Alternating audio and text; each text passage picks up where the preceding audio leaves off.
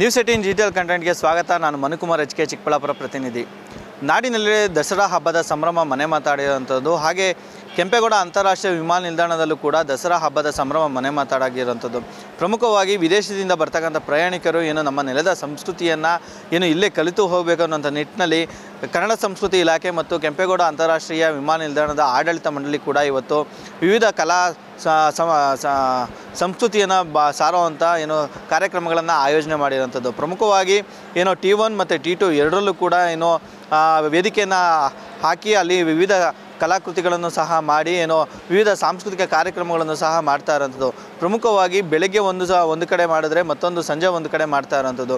ಅಲ್ಲದೆ ಬರ್ತಕ್ಕಂಥ ಪ್ರಯಾಣಿಕರೆಲ್ಲರನ್ನು ಕೂಡ ಸೆಳೆಯೋ ನಿಟ್ಟಿನಲ್ಲಿ ಯಕ್ಷಗಾನ, ಡೊಳ್ಳು ಕುಣಿತ, ತಮಟೆ ವಾದ್ಯ ಹೀಗೆ ವಿವಿಧ ಕಲೆಗಳನ್ನು ಸಹ ಸಾರುವಂಥ ಕೆಲಸವನ್ನು ಸಹ ಕೆಂಪೇಗೌಡ ಅಂತಾರಾಷ್ಟ್ರೀಯ ವಿಮಾನ ನಿಲ್ದಾಣದ ಆಡಳಿತ ಮಂಡಳಿ ಮಾಡ್ತಾ ಇರೋಂಥದ್ದು.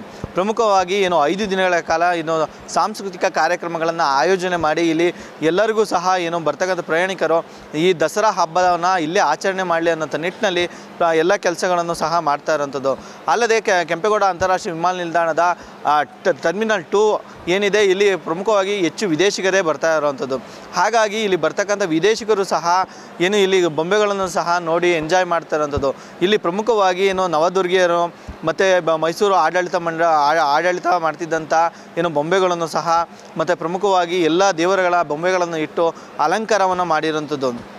ಬರ್ತಕ್ಕಂಥ ವಿದೇಶಿ ಪ್ರಯಾಣಿಕರು ಇಲ್ಲಿ ಅಟ್ರ್ಯಾಕ್ಟ್ ಆಗಿ ಸೆಲ್ಫಿಯನ್ನು ಸಹ ತೆಗೆದುಕೊಳ್ಳೋಕ್ಕೆ ಮುಂದಾಗಿದ್ದರು. ಹಾಗಾಗಿ ಇಲ್ಲಿ ವಿಶೇಷವಾಗಿ ಇವತ್ತು ಹಬ್ಬದ ವಾತಾವರಣವೇ ಮೂಡಿತ್ತು. ಪ್ರಮುಖವಾಗಿ ಇಷ್ಟು ದಿನ ಕೆಲಸದ ಒತ್ತಡದಲ್ಲಿದ್ದಂತಹ ಕೆಂಪೇಗೌಡ ಅಂತಾರಾಷ್ಟ್ರೀಯ ವಿಮಾನ ನಿಲ್ದಾಣದ ಆಡಳಿತ ಮಂಡಳಿ ಕೂಡ ತಮಟೆ ಸದ್ದಿಗೆ ಸಖತ್ ಸ್ಟೆಪ್ ಹಾಕಿ ಸಖತ್ ಎಂಜಾಯನ್ನು ಸಹ ಮಾಡ್ತಾಯಿದ್ರು. ಹಾಗಾಗಿ ದೂರದ ಊರುಗಳಿಗೆ ಹೋಗ್ಬೇಕನ್ನೋಂಥವ್ರು ಕೂಡ ನವರಾತ್ರಿಯನ್ನು ಆಚರಣೆ ಮಾಡೋದಕ್ಕಾಗಲ್ಲ, ಬೊಂಬೆಗಳನ್ನು ಪೂಜೆ ಮಾಡೋದಕ್ಕಾಗಲ್ಲ ಅನ್ನೋರು ಕೂಡ ಏರ್ಪೋರ್ಟ್ನಲ್ಲೇ ಬೊಂಬೆಗಳನ್ನು ನೋಡಿ ವಿಶೇಷವಾಗಿ ಅಲಂಕಾರಗಳನ್ನು ನೋಡಿ ಸಂತಸ ಪಡ್ತಾಯಿದ್ರು. ಮನೆಗಳಲ್ಲಿ ಆಂಧ್ರ ಮತ್ತು ಕರ್ನಾಟಕದಲ್ಲೂ ಕೂಡ ಬೊಂಬೆಗಳನ್ನು ಮನೆಯಲ್ಲಿ ಪೂಜೆ ಮಾಡುವಂಥದ್ದು ವಾಡಿಕೆ. ಆದರೆ ಬೊಂಬೆಗಳನ್ನು ಈ ಬಾರಿ ಪೂಜೆ ಮಾಡಲು ಆಗದೇ ಇರೋವಂಥವ್ರು ಇಲ್ಲಿ ಏರ್ಪೋರ್ಟ್ಗೆ ಬರ್ತಾ ಇದ್ದಂತೆ ಇಲ್ಲಿ ಎಂಟ್ರೆನ್ಸಲ್ಲೇ ಬೊಂಬೆಗಳನ್ನ ಪೂಜೆ ಮಾಡಿರುವಂಥ ಹಿನ್ನೆಲೆಯಲ್ಲಿ ಎಲ್ಲರೂ ಕೂಡ ಬೊಂಬೆಗಳನ್ನು ನೋಡಿ ಸಂತಸ ಪಡ್ತಾ ಇರೋಂಥದ್ದು. I'm so grateful to be here. The music and dancing is so beautiful. It makes my heart really happy, and I've really enjoyed learning about the Navaratri. Did I say that right? Navaratri celebration and the 9-day puja, and I love learning about Indian culture. So thank you. I feel very blessed. Oh, I heard the music and I was, what is that? And it was amazing. Such a welcoming. Yeah, welcoming to India and beautiful. It's beautiful and yeah, gorgeous. Makes me very happy. Makes me very happy. So, thank you. Your name? I'm Jessica and from the US, Washington State. So not DC, the state, West Coast. ಮೊಟ್ಟಮೊದಲಿಗೆ ಎಲ್ಲ ಸಮಸ್ತ ಜನತೆಗೆ ಕೆಂಪೇಗೌಡ ಅಂತಾರಾಷ್ಟ್ರೀಯ ವಿಮಾನದ ವತಿಯಿಂದ ನಾಡಹಬ್ಬ ದಸರಾದ ಶುಭಾಶಯಗಳು.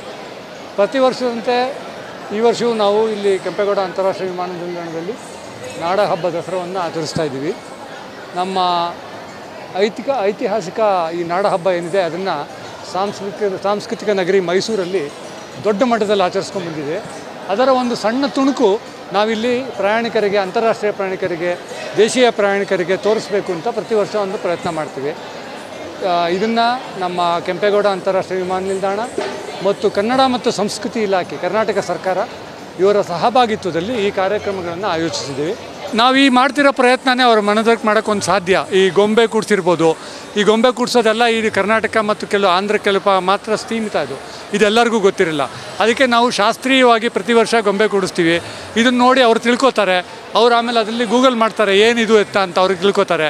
So ನಮ್ಮ ಸಂಸ್ಕೃತಿ ಬಗ್ಗೆ, ನಮ್ಮ ಕಲೆ ಬಗ್ಗೆ ಅವರಿಗೆ ಒಂದು ಹೆಚ್ಚಿನ ಅರಿವು ಮೂಡುತ್ತೆ. ಅದೇ ಥರ ಏನು ನಾವು ಈ ಸಾಂಸ್ಕೃತಿಕ ಕಾರ್ಯಕ್ರಮಗಳು ನೋಡ್ತೀವಿ, ಸಂಗೀತ ಇರ್ಬೋದು, ನೃತ್ಯ ಇರ್ಬೋದು, ಜಾನಪದ ಕಲೆ ಇರ್ಬೋದು, ಅದನ್ನು ಅವ್ರು ನೋಡಿದ್ರೆ ನಾಳೆ ಇವಾಗೆಲ್ಲ ಎಲ್ಲರೂ ಮೊಬೈಲ್ ಇಟ್ಕೊಂಡಿರ್ತಾರೆ, ಗೂಗಲ್ ಮಾಡ್ತಾರೆ, ಅದು ಏನು ಅಂತ ತಿಳ್ಕೊತಾರೆ. ಇದು ಹೆಚ್ಚು ಪ್ರಪಂಚದ ಎಲ್ಲ ಕಡೆಗೂ ಒಂದು ಇದಾಗತ್ತೆ ಅಂತ ಒಂದು ನನ್ನ ನಂಬಿಕೆ. ದಸರಾ ಕರ್ನಾಟಕದಲ್ಲಿ ದಸರಾ ಹಬ್ಬ ಅಂದರೆ ಒಂದು ಪ್ರಾಮುಖ್ಯತೆ. ನಾಡ ಹಬ್ಬ, ನಮ್ಮೆಲ್ಲ ಕರ್ನಾಟಕದ ಕನ್ನಡಿಗರ ನಾಡ ಹಬ್ಬ ಇದು. ಅದು ಎಸ್ಪೆಷಲಿ ನಮ್ಮ ನಾಡ ಹಬ್ಬವನ್ನು, ದಸರಾ ಹಬ್ಬವನ್ನು ಪ್ರಪಂಚದಾದ್ಯಂತ ಹೆಸರುವಾಸಿಯಾಗಿದೆ. ಇವತ್ತು ಏರ್ಪೋರ್ಟಲ್ಲಿ ವಿದೇಶಿಗರು ಬರ್ತಾರೆ, ಬೇರೆ ರಾಜ್ಯದವರು ಬರ್ತಾರೆ, ಅವ್ರಿಗೆಲ್ಲ ಇವತ್ತು ಆಚೆ ಕಡೆ ಬಂದ ತಕ್ಷಣ ದಸರಾ ಹಬ್ಬ ಇಲ್ಲಿಂದನೇ ಸ್ಟಾರ್ಟ್ ಆಗ್ತಿದೆಯೋ ಅನ್ನಿಸ್ಬೇಕು. ಆ ರೀತಿ ಗೊಂಬೆಗಳು ಇಟ್ಟಿದ್ದಾರೆ, ಜನಪದ ಕಲಾತಂಡಗಳು ಬಂದಿದ್ದಾರೆ.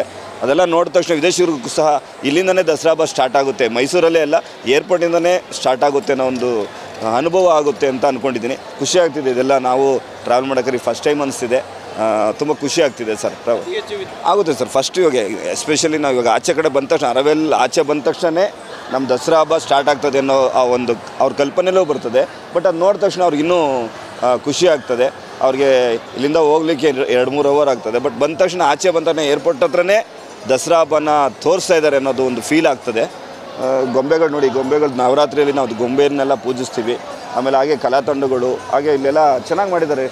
ಈ ಒಂದು ವ್ಯವಸ್ಥೆ ಕೂಡ ಚೆನ್ನಾಗಿದೆ. ಪ್ರವಾಸಿಗರಿಗೆ ಇನ್ನೂ ತುಂಬ ಅನುಕೂಲ ಆಗ್ತದೆ ಅಂತ ಅಂದ್ಕೊಂಡಿದ್ದೀನಿ. ತುಂಬ ಚೆನ್ನಾಗಿದೆ ಸರ್.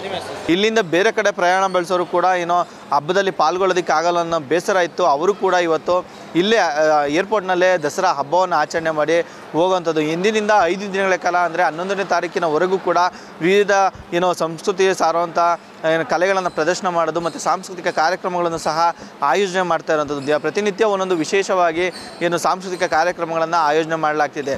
ಹಾಗಾಗಿ ಬರ್ತಕ್ಕಂಥ ಪ್ರಯಾಣಿಕರಿಗೆ ಯಾವುದೇ ರೀತಿಯ ಮನಸ್ಸಿಗೆ ಬೇಜಾರಾಗಿದ್ದರೂ ಕೂಡ ಇಲ್ಲಿ ಬಂದಂಥ ಕ್ಷಣದಲ್ಲಿ ಸಂತೋಷವಾಗಿ ಬೇರೆ ಕಡೆ ಪ್ರಯಾಣ ಬೆಳೆಸೋದಕ್ಕೆ ಕೆಂಪೇಗೌಡ ಅಂತಾರಾಷ್ಟ್ರೀಯ ವಿಮಾನ ನಿಲ್ದಾಣ ಎಲ್ಲ ರೀತಿಯ ವ್ಯವಸ್ಥೆಗಳನ್ನು ಸಹ ಮಾಡಿರುವಂಥದ್ದು.